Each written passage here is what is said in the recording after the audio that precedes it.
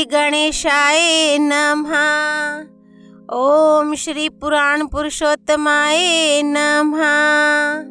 श्री शिव पुराण संहिता 3 शतरुद्र संहिता अध्याय 7 नंदीश्वर के जन्म, वर प्राप्ति, अभिषेक और विवाह का वर्णन। नंदिकेश्वर कहते हैं, मुने, वन में जाकर मैंने एकांत स्थान में अपना आसन लगाया और उत्तम बुद्धि का आश्रय ले मैं उग्र तप में प्रवृत्त हुआ, जो बड़े बड़े मुनियों के लिए भी दुष्कर था। उस समय मैं नदी के पावन उत्तर तट पर सुदृढ़ रूप से ध्यान लगाकर बैठ गया और एकाग्र तथा समाहित मन से अपने हृदय कमल के मध्य भाग में 3 नेत्र, 10 भुजा तथा 5 मुख वाले शांति स्वरूप देवाधिदेव सदाशिव का ध्यान करके रुद्र मंत्र का जप करने लगा।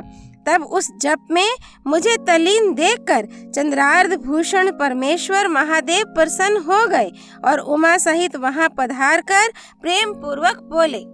शिवजी ने कहा, शिलाद नंदन, तुमने बड़ा उत्तम तप किया है।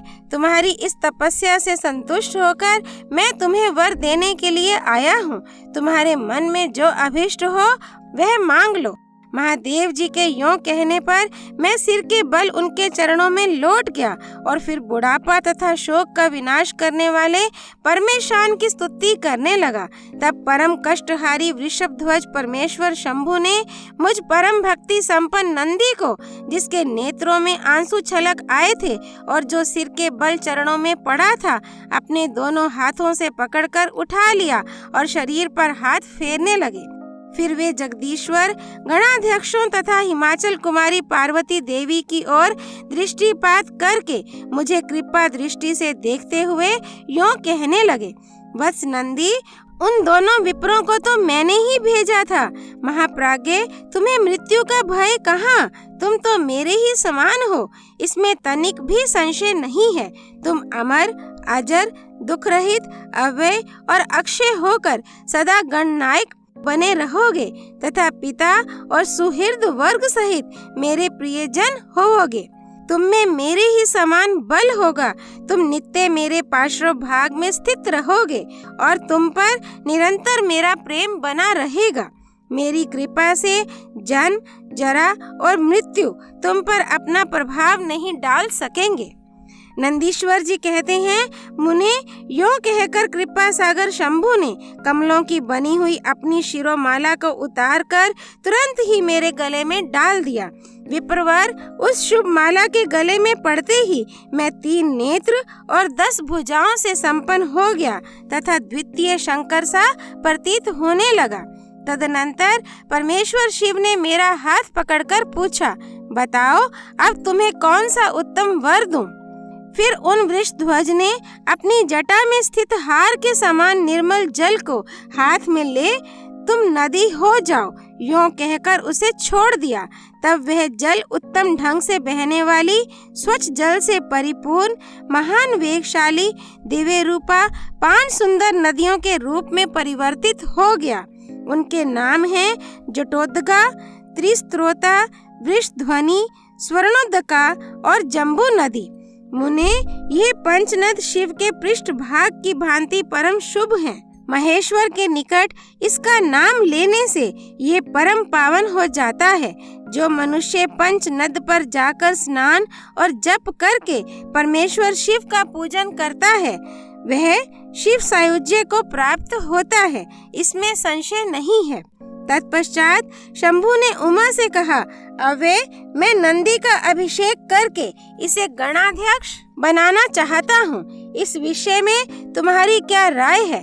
तब उमा बोली, देवेश, आप नंदी को गणाध्यक्ष पद प्रदान कर सकते हैं, क्योंकि परमेश्वर ये शिलाद नंदन मेरे लिए पुत्र सरीखा है, इसलिए नाथ यह मुझे बहुत ही प्यारा है। तदनंतर भक्तवत्सल भगवान शंकर ने अपने अतुल बलशाली गणों को बुलाकर उनसे कहा, शिवजी बोले, गण नायकों, तुम सब लोग मेरी एक आज्ञा का पालन करो। यह मेरा प्रिय पुत्र नंदीश्वर सभी गण नायकों का अध्यक्ष और गणों का नेता है, इसलिए तुम सब लोग मिलकर इसका मेरे गणों के अधिपति पद पर प्रेम पूर्वक अभिषेक करो। आज से यह नंदीश्वर तुम लोगों का स्वामी होगा। नंदीश्वर जी कहते हैं, मुने, शंकर जी के इस कथन पर सभी गणनायकों ने एवं अस्तु कहकर उसे स्वीकार किया और वे सामग्री जुटाने में लग गए। फिर सब देवताओं और मुनियों ने मिलकर मेरा अभिषेक किया। तदनंतर मरुतों की मनोहारिणी दिव्य कन्या सुयशा से मेरा विवाह करवा दिया। उस समय मुझे बहुत सी दिव्य वस्तुएं मिली। महामुने, इस प्रकार विवाह करके मैंने अपनी उस पत्नी के साथ शंभु, शिवा, ब्रह्मा और श्री हरि के चरणों में प्रणाम किया। तब त्रिलोकेश्वर भक्तवत्सल भगवान शिव पत्नी सहित मुझसे परम प्रेम पूर्वक बोले। ईश्वर ने कहा, सतपुत्र, यह तुम्हारी प्रिया सुयशा और तुम मेरी बात सुनो। तुम मुझे परम प्रिय हो, अतः मैं स्नेह पूर्वक तुम्हें मनोवांछित वर प्रदान करूंगा। गणेश्वर नंदीश, देवी पार्वती सहित मैं तुम पर सदा संतुष्ट हूँ, इसलिए बस तुम मेरा उत्तम वचन श्रवण करो। तुम मेरे अटूट प्रेमी, विशिष्ट, परम ऐश्वर्य संपन्न, महायोगी, महान धनुर्धारी, अजय, सबको जीतने वाले, महाबली और सदा पूज्य होगे। जहाँ मैं रहूँगा वहाँ तुम्हारी स्थिति होगी और जहाँ तुम रहोगे वहाँ मैं उपस्थित रहूँगा। यही दशा तुम्हारे पिता और पितामह की भी होगी। पुत्र, तुम्हारे ये महाबली पिता परम ऐश्वर्यशाली, मेरे भक्त और गणाध्यक्ष होंगे।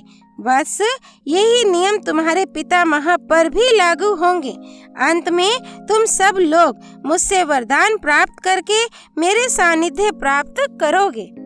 नंदीश्वर जी कहते हैं, मुने, तत्पश्चात महाभागा उमा देवी वर देने के लिए उत्सुक हो मुझ नंदी से बोली, बेटा, तुम मुझसे भी वर मांग ले, मैं तेरी सारी अभिष्ट कामनाओं को पूर्ण कर दूंगी। तब देवी के उस वचन को सुनकर मैंने हाथ जोड़कर कहा, देवी, आपके चरणों में सदा उत्तम भक्ति बनी रहे। मेरी याचना सुनकर देवी ने कहा, एवं अस्तु, ऐसा ही होगा। फिर शिवा नंदी की प्रियतमा पत्नी सुयशा से बोली। देवी ने कहा, वत्से, तुम भी अपना अभिष्ट वर ग्रहण करो।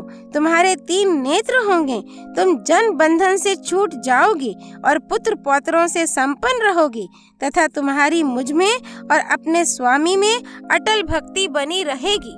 नंदीश्वर जी कहते हैं, मुने, तदनंतर शिव जी की आज्ञा से परम प्रसन्न हुए ब्रह्मा, विष्णु तथा समस्त देवगणों ने भी प्रेम पूर्वक हम दोनों को वरदान दिए। तत्पश्चात परमेश्वर शिव कुटुंब सहित मुझे अपनाकर तथा उमा सहित वृक्ष पर आरूढ़ हो संबंधियों एवं बांधवों के साथ अपने निवास स्थान को चले गए। तब वहां उपस्थित विष्णु आदि समस्त देवता मेरी प्रशंसा तथा शिव शिवा की स्तुति करते हुए अपने अपने धाम को चल दिए। वत्स, इस प्रकार मैंने तुमसे अपने अवतार का वर्णन कर दिया। महामुने, यह मनुष्यों के लिए सदा आनंददायक और शिव भक्ति का वर्धक है।